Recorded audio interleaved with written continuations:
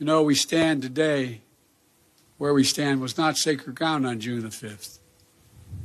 But that's what it became on June the 6th.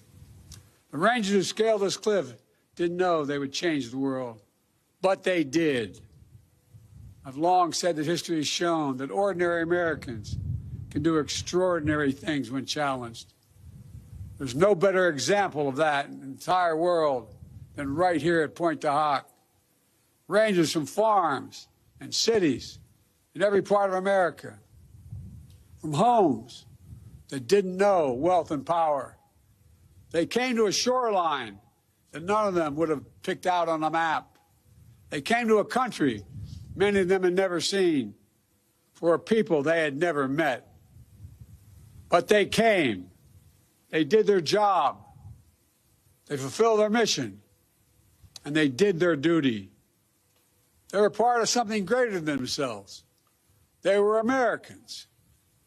I stand here today as the first president to come to Pointe Du Hoc when none of those 225 brave men who scaled this cliff on D-Day are still alive. None.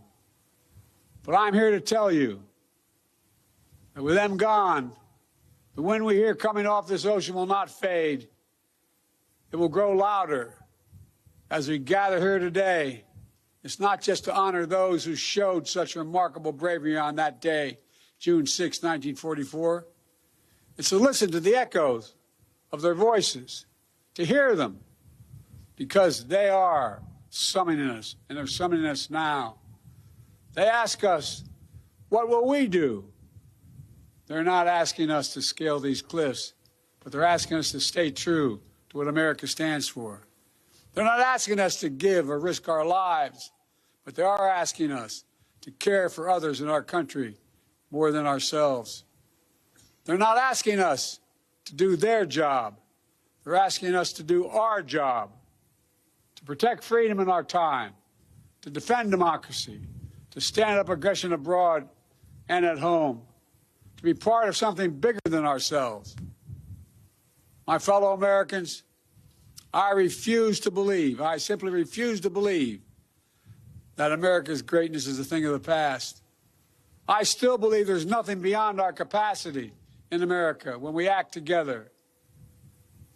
We're the fortunate heirs of a legacy of these heroes, those who scale the cliffs, Pointe Du Hoc. But we must also be the keepers of their mission, the keepers of their mission, the bearers of the flame of freedom that they kept burning bright. That is the truest testimonial to their lives. Our actions every day to ensure that our democracy endures and the soul of our nation endures. To come here simply to remember the ghosts of Pointe Du Hoc isn't enough. We need to hear them. We have to listen to them. We need to listen to what they had.